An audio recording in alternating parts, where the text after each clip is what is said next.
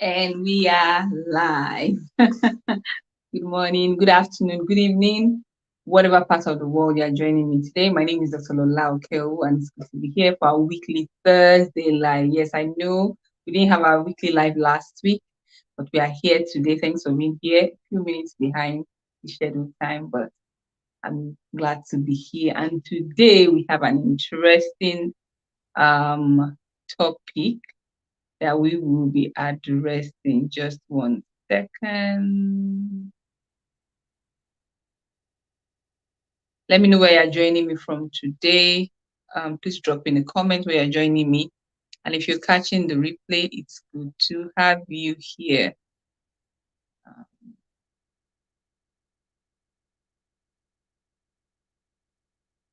1 second.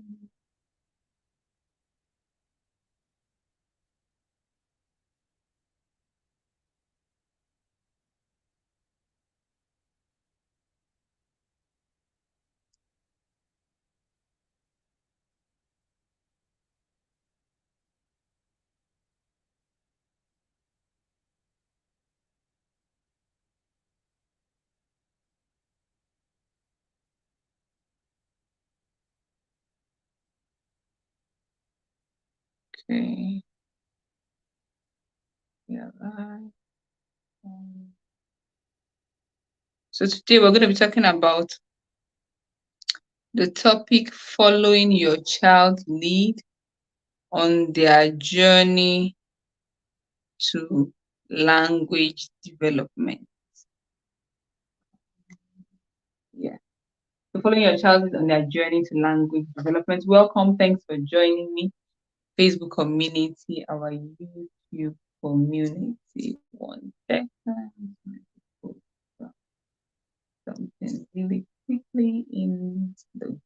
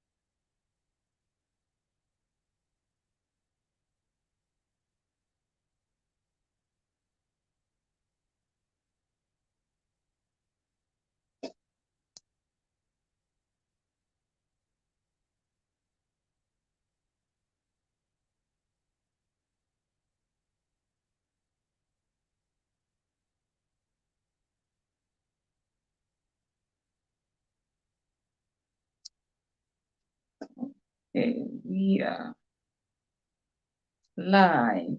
Thank you for joining me today. So this topic is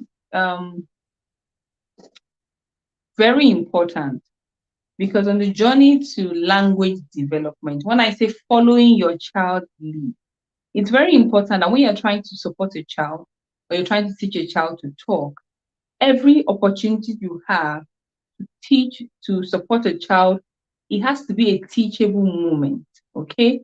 What I realize is from most clients that I tend to consult with, they have certain expectations from a child, depending on the child's age. They don't put into consideration the child's level, language level. They just expect that, okay, this is a 6-year-old, this is a 10-year-old. This 10-year-old should have a certain level of language ability. So when they're trying to communicate with that child, they want to communicate based on the child's age. Meanwhile, they don't put into consideration the language level. They don't put into consideration that when you're trying to communicate with a child, to teach a child, it has to be a teachable moment, you know. And what happens is that when you try to communicate and force a child to communicate beyond their ability, it leads to frustration. So, for example, a child that does not have the ability to request for certain things that they want, maybe the child is hungry and the child doesn't have the language ability to say what they want, and you see the parent withholding and saying, say, I want to eat. And the child does not have the ability. You have to note one thing. You cannot expect a child to communicate or function beyond the level of ability that they have attained or acquired. It always leads to frustration. So the parent is saying, I want you to say, I want to eat. And the child becomes angry and frustrated. Maybe the child starts crying or throwing a tantrum. Because what happened was that you're expecting the child to communicate beyond their ability. Also, you're not following the child's lead. Okay, it's not a teachable moment. All right. So it's important to always follow a child's lead. Okay, and I will share some certain strategies or scenarios where you can follow the child's lead to be able to teach, okay, and to be able to support the child, to be able to teach the child the skills of language acquisition. Okay, so what's important is always ensure that you create opportunities for the child to lead. Because what happens there is not about what you want the child to say, what you want the child to do. The best way is to ensure that the child is always in a relaxed and because before a child can learn or be able to assimilate what you're trying to convey, the child has to be able to engage with you. So imagine you're in a class and you've had a long day, you're stressed, maybe you're having a headache, and you get to a point that you just switch off. Whatever the teacher is saying, they are basically not engaging. It's not entering. And someone is trying to force you to concentrate. You know how frustrating it can be. And that's how it is for kids sometimes. So, but most times, imagine a child is happy, a child is playing. That is a good learning opportunity. That's a good teachable moment to be able to engage with the child to help them build their communication skills and their language abilities. All right. But what happens most of the time is that parents want the child to play in a certain way, to play with a certain toys, to do this and do that, what they want. So they are trying to tell the child, do this, do this. And it always leads to frustration because it's not going to work. It's not going to. Before you can get to the point of having that expectation, you must have built certain skills in that child to be able to do those things. So the first thing is that you must create opportunities for the child to lead. All right. What are the opportunities for a child to lead? For example, when a child wants to request for their needs, okay, always remember that you must put into consideration the child's language ability because you're going to work with the child from where they are to where they need to be. You don't work with them based on just their chronological age and expect them to function at that ability just like that if they don't have the skills or abilities yet. So, for example, the child wants to request for their needs, and this child does not have the words. Maybe the child has no words, for example. You know the child is hungry. So, how you create an opportunity is first thing, you understand your child so well. So you don't just, you know the child is hungry. Don't just quickly go grab what the child wants and give the child. That is an opportunity for the child to use words. So you know the child is hungry. So if the child leads you maybe to the fridge or where the snack is, the child leads you there. Or if the child doesn't lead you there, you lead the child there and you like wait. So the child may look up to where maybe he wants a banana or a cookie, you know, and it's for a drink and it looks there. First thing is that you look at the child like you don't have to say anything yet. What are you doing? You're observing. Remember our observe, wait, listen, or wait and watch. So you're waiting for the child. If the child points, that's the progress.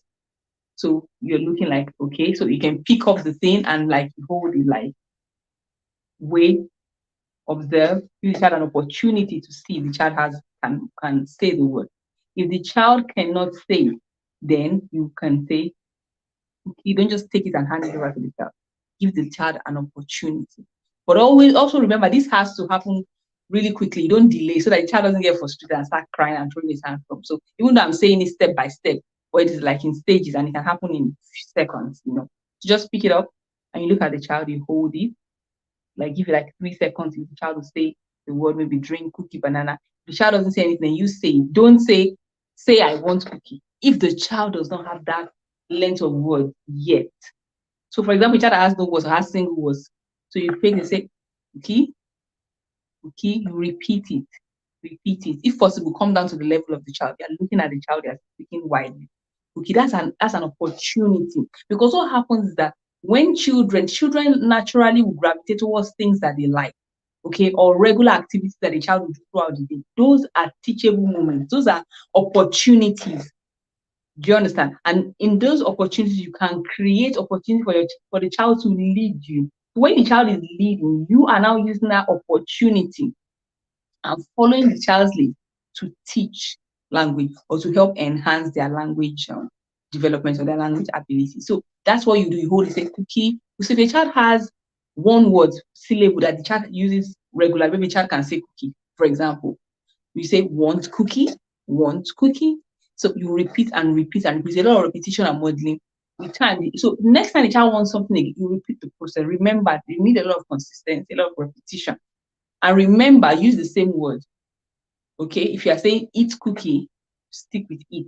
If you're saying want cookie, stick with that. Not today, you say want cookie, tomorrow you use eat cookie, and you're using different words. You're confusing the child. Okay, you start small and you build on it. So that is an example of opportunity, following the child's lead.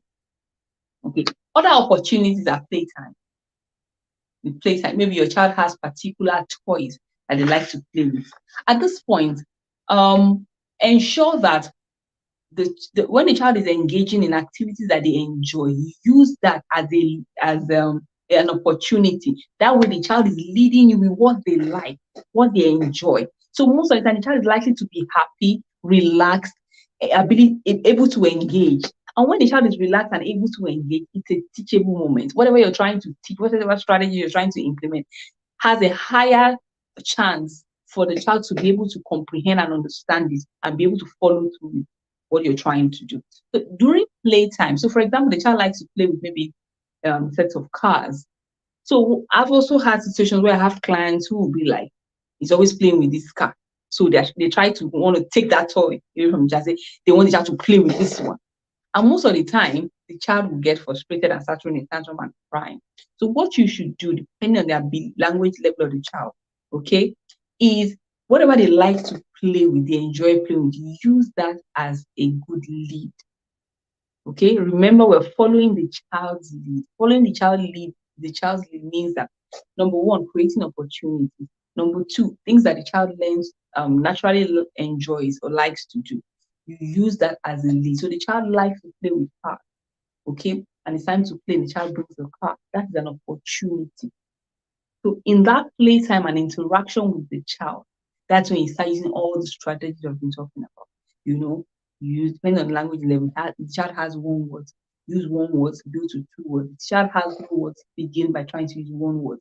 The child has two words, you build on it, okay? It's a car, red car, okay? Up, you can use the car to go up, down, zoom. The child enjoying the activity. So you engage with the child. Things like the child loves bubbles. And bring out your bubbles, you can say ready, set. Of course, the child wants the bubble. So the child is excited for you to blow the bubble. So you ready, set. You want the child to say go.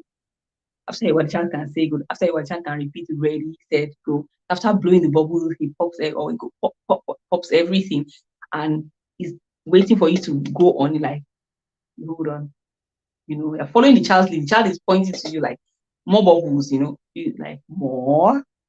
Want him to say more so that he's able to request. Because he's enjoying what you're doing, he's motivated and he's engaged. So those are things that help a child to be able to engage with you, and that's a good teachable moment. When a child is motivated, when a child is engaged, when a child is aware, then you are able to use that as a teachable moment to follow the child's lead. So when the child is like pointing or jumping like more, so you come down and look and you say more, or if you can say more, after I will say more bubbles. Because the idea is that when you use more bubbles, you can use more for different things. So he's eating, he wants more cookie, and request for more juice, more this, so they can build language that way. Okay? So it has to be something that the child loves. So it's not that the child wants to play with a car now, and you want the child to play with bubbles by all means, or you want the child to draw, or the child wants to draw, you want the child to sing or play with bubbles at that time. So follow the child's lead. All right. Of course, as much as possible, you can have a structure for your child, maybe activities that you do daily. And also remember that I did a video on the how to maximize daily routines to be able to build language. So the daily routines that the child normally engages in is also a lead opportunity that you can use. Okay, so normally the child will go to the toilet, the child will have a shower, the child will have a change of clothes, the child will eat. These are normal activities. So you can follow the lead of the child. So maybe it's time for a shower, and the child is like, leading, it's a shower time, or the child wants to go to bed, follow the child's lead. So following the child means that the child's lead means that an activity that the child is happy to engage in or engage with at a certain time, you use that as a teachable moment to be able to build language. Okay, so when all these opportunities present themselves where the child is given a lead, what do? You respond, okay, to that interest. So the child wants to play with bubbles, respond to that interest. The child wants to play, of course, as long as it is safe and as long as it's appropriate for the environment and for the moment. Because that's important. So it's not that, oh, the child wants something that is not safe. The child wants to play with a knife, for example. You don't say because the child wants to play with a knife, then you're following that. No, we don't do that. Or it's not the proper time of the day. The child just wants to stay in the rain or something like that, not wearing clothes. You don't say, oh, I'll follow the child. No. As long as it is safe and as long as it's appropriate. And also remember, you can also create structure, routine, schedules. You know the normal things that your child enjoys doing. So create opportunities for the child to engage in those activities. So that those will be opportunities for the child to lead. Then you can follow and use as teachable moments. So structure is important, routines are important. Normal things that the child likes to do in their daily routine, try to incorporate them as much as possible. And also, it's important to also expose your child to different interests and different activities. So it's not that, okay, the child likes to play with only cars and you don't expose the child to other interests. Expose your child. Forget that, even if the child has speech and language, it doesn't mean that they can't learn other things. It doesn't mean they can't learn, or you can't expose them to other interests. Expose them to painting, expose them to drawing, expose them to musical instruments, expose them to dancing, expose them to even chores in the house, doing laundry, ironing, cooking, because you can use all these things as teachable moments for your child to be able to create leadable opportunities where your child can lead, lead you to this activity. Then you can use those moments to teach. Okay, so what do you do? Whatever opportunity. I'm just mentioning different things because it's not restricted to one particular area. You can use different activities, that go on daily, as different activities going on are leads that your child is giving you, that lead opportunities that your child is giving you, that you can follow that lead to be able to enhance their language development. So what do? You respond as long as it's appropriate. Remember, I said that as long as it's safe. Then you join in whatever activity. So, for example, if it's a play, the child gets on the floor. As a parent, get on the floor with the child. Roll on the floor with the child. Remember, as a parent, you have to be fun. You have to be, like they say, parenting is in the mess. Parenting is in the getting down to, if it's to roll on the floor, if it's to shout and be excited and sing and jump, and play around, run around, pick a book, hide and seek, different activities like that. Things like hide and seek. Your child likes to play hide and seek. Not that it's a safe place, but just one little corner that you just behind the door. So it's not necessarily you're locking on the child somewhere. Who is there? Where is Josie? Where is Johnny? Where is Junior? Where is Mary? I see you. I catch you. Tickle, tickle, tickle, tickle, tickle, tickle, tickle. And use that for it. And the child is enjoying it once more, or do it again. All those opportunities, following the child's lead, that's in play. Also activities, things like the child wants to eat, wants to drink, different things like that. Follow the child's lead, okay? So when you join in the fun, join in the play, use words, use sound, and begin to build language. Okay? And always also remember things you can do. You can also imitate what the child is doing. So another thing is I see some friends who tell me that, oh, my child just likes to be alone, doesn't like to play with anybody. One of the ways you can support such a child is show interest in what they're interested in. So if your child likes to just stay in one corner, play with his cars, what you do, you get down that corner with him, you get your own car, something similar, and try everything he's doing, try to imitate. If you do that well enough, after a while, the child will start taking notice of you. So the child likes to take a stick and be drumming. Get down with the child, get a stick to drums, bam, do bam, do papa, do papa. After a while, the child will look at you like, So after a while, the child will begin to take notice of you. Yeah, he's doing this, you are imitating what he's doing. You're going to get his attention because remember, needs the child to be aware, you want the child to be motivated, and you want the child to engage before you can actually teach it, before whatever you're trying to teach is able to stick. So imitate whatever the child is doing and have a smile on your face. It's like you're telling the child that, yeah, I'm here, I'm your friend, I'm safe, I want to engage with you, I want to play with you. So after a while, you realize that the child would see you not as a threat, but as a friend, and want to bring you into their world. So if you have a child that always likes to just do their thing, living out, what you want to do is that instead of trying to drag them away from that play or that world, get them away from that corner, from that toy, want them to do something else. No, go into their world with them. Okay, imitate what they're doing, join them in the play with time, and enjoy what they enjoy. So with time, they will relax and play with you. And as you play with them, then gradually you can now begin to introduce. Because if you consistently do what he's doing, imitate, join in his own play, his own thing, after a while you can easily be bringing in your own ideas, your own plan. Before you know, that child would be engaging with you, and you use that as an opportunity to begin to teach and build language. Okay. Another thing you should do is that, for example, in following a child's lead, the child has limited language, for example, always try to interpret what the child is communicating. Remember, I said communication, I always say that communication is very important for communication to be functional, not just in the length of words. So even if the child has one syllable that the child is using to explain something, say apple, apple, the child wants to eat apple. So don't wait for the child to be able to use sentences.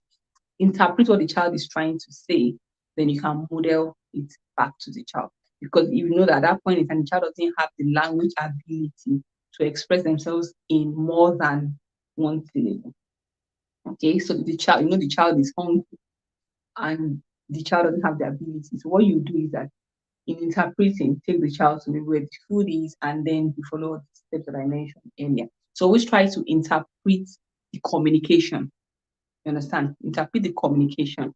Then you begin to imitate and model and use the right words so that you're helping the child to be able to imitate what you're trying to imitate, the words you are using to build on the words you're using to interpret the expression they're trying to communicate to you. Okay. So then as you interact with the child, then you use words. Okay. That's what I mean by when you follow a child's needs to enhance the language development. Remember, all create a lot of opportunities. Also maximize the daily routines or daily activities that happen daily. Those are all opportunities available to you. So follow the child's lead. Okay. Remember the language level of the child or the ability the child has, to start from where the child is and work with them such that you're able to move them from where they are to where they need to be. So that's what we talked about today. If you have any questions, please feel free to drop your questions in the comment section and I'll be happy. Thank you everyone for joining today. I appreciate it. Yes. Hi, Coach Marybeth. Coach Marybeth is the mentor mom, an amazing coach. So if you want to learn how to mentor your children as a parent, Coach Marybeth is doing an amazing job. Shout out to Coach Marybeth. She even has a seminar coming up. She didn't tell me to advertise, but she's doing such an amazing job. A seminar coming up about help teaching your children financial education for your children, even from a young age, and she's doing an amazing job. Shout out Coach Marybeth. I see you. Thanks everyone for joining me today. If you have any questions, please drop your questions in the comment section. And if you're catching the replay, you have any questions, please feel free to drop in the comment section. And just before I go, how many of you have been following the 45 days challenge that I've been on how to help a child overcome speech delay? So daily, every day, I drop a video on different strategies to help your child overcome speech delay. If you have not been following the challenge, I invite you to go back. I have all the replays in our Facebook community, on my timeline, in our YouTube community. You can catch all the replays. And if you have any questions, feel free to drop your questions in the comments. Send me a DM. If you have a child with speech delay, a child that goes with autism, you need support, you need strategies to support your child. You even have questions, they will understand where to start from.